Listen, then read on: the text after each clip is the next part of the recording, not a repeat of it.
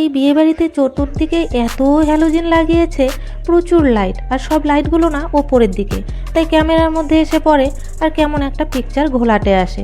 ভিডিওগুলো যখন এডিট করতে বসেছি, একবার তো ভেবেছিলাম আমার মোবাইলের ক্যামেরাই হয়তো নষ্ট হয়ে গিয়েছে, আর বুঝি আমি ভিডিও করতে পারবো না। তারপর দেখছি না, সব জায়গায় তেমনটা হচ্ছে না, যেসব জায়গায় বেশি লাইট সেই সব জায়গাতেই এরকম ঘোলাটে আসছে। যাই হোক, ওভাবেই ভিডিও করতে হয়েছে। এ তো আর ফটো তোলা নয় যে সবাইকে বলবো এদিকটাতে ব্রাইটনেস বেশি, এদিকে এসে দাঁড়াও, তারপর ফটো তুলছি। ভিডিও করতে গেলে তো এমনটা হবেই। তো এদিকে আবার বিয়ে হচ্ছে ভাইয়ের, মাঝে মাঝে সেটাও দেখতে আসছি, আর সবাইকেও একটু তুলে নিচ্ছি, কারণ এদের সঙ্গে আবার কবে দেখা হবে তার ঠিক নেই। আমি তো ছোট থেকে মামার বাড়িতে ছিলাম, তো এই সবার সঙ্গেই কিন্তু আমার ওঠা বসা ছিল, প্রত্যেক অনুষ্ঠানে তাদের সঙ্গে দেখা হতো। কিন্তু বিয়ের পর এদের সঙ্গে আর দেখা হয় না, কারণ বিয়ের পর শুধুমাত্র দাদু এবং দিদা মারা যাওয়ার পর দুটো অনুষ্ঠানে একটু দেখা হয়েছিল। এরপর কত বছর কেটে গিয়েছে, আর কারোর সাথে দেখা নেই।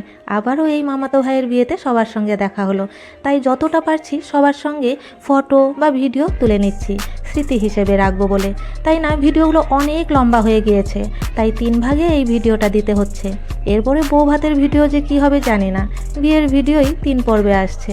তো তোমাদের কাছে ভিডিওগুলো কেমন লাগছে আমাকে কিন্তু অবশ্যই জানাবে।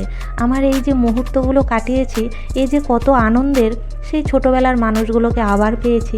আর আমার যেই মামাতো ভাই আছে না, সে কিন্তু আমার থেকে 8 বছরের ছোট। আর জানো তো, আমি তো আমার নিজের বাড়িতে ওই বছরে 2বার যেতাম স্কুল বন্ধের পর, তখন আমার নিজের ভাইদেরকে একটু কাছে পেতাম। তাছাড়া বেশিরভাগ সময়টাই কিন্তু আমার এই ভাইয়ের সঙ্গেই কেটেছে। 8 বছর পরও হয়েছে, তাই কোলে পিঠেও নিয়েছি, আর তাছাড়া ওর সঙ্গে কিন্তু খেলাধুলোও করেছি। তাহলে বুঝতেই পারছো কতটা আদরের ভাই।